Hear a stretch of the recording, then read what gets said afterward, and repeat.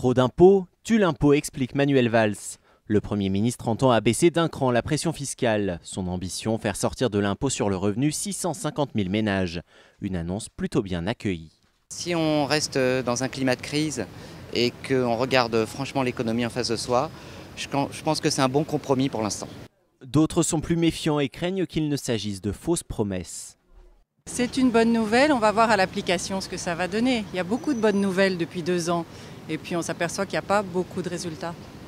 La mesure concernerait les salariés touchant entre 1,2 et 1,3 fois le SMIC, soit entre 1 730 et 1 880 € bruts par mois pour un salarié à temps plein. Les ménages en question s'étaient retrouvés imposables il y a 2 ans alors qu'ils ne l'étaient pas auparavant. En cause, le gel du barème de l'impôt sur le revenu décidé sous le mandat de Nicolas Sarkozy. Les impôts devraient diminuer dès l'automne 2014 et cette baisse devrait se poursuivre l'année suivante. Pour les syndicats, soulager les ménages modestes est une bonne chose, mais ils attendaient une remise à plat totale de l'impôt.